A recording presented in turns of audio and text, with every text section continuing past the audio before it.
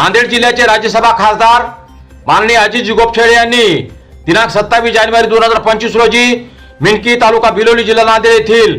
आत्महत्याग्रस्त शेतकरी परिवार कुटुंबियांची भेट घेऊन त्यांचे सांत्वन केले। तसेच त्यांनी यावेळी सदरील कुटुंबियांना 51,000 रुपयाची रोख मदत केल्याचे वृत्त आहे। यावेळी त्यांच्या सोबत देगलूर बिलोली विधानसभा मतदारसंघाचे विद्यमान आमदार माननीय जितेशजी अंतापूरकर, भाजपाचे नांदेड जिल्हा सरचिटणीस माननीय लक्ष्मणरावजी ठक्करवाड, माजी शिक्षण सभापती जीपी मिसाळे, भाजपा प्रदेश कार्यकारिणी सदस्य उमाकांतजी गोपछेडे, शिक्षक आघाडीचे हावगीराव गोपछेडे, भाजपाचे बिलोली तालुका अध्यक्ष चंद्रशेखर पाटील सावळीकर, जिल्हा सचिव मारुतराव राहिरे, युवा मोर्चाचे बिलोली तालुका अध्यक्ष संदीप पाटील रामपुरे, तालुका उपाध्यक्ष राजेश खरबाळे, युवा मोर्चाचे जिल्हा सरचिटणीस अभिजित धर्मुरे, भाजपा अनुसूचित जमाती मोर्चाचे तालुका अध्यक्ष श्री प्रकाश भंडारे, किसान मोर्चाचे सरचिटणीस हनुमंतराव नाईक, सरपंच प्रतिनिधी आनंदराव बिरादार, माजी सरपंच पंढरी पैलवार, बूथ प्रमुख ज्ञानेश्वर अंगावार, गणेश वासरे, दिगंबर पाटील कदम, पंढरी पाटील कदम,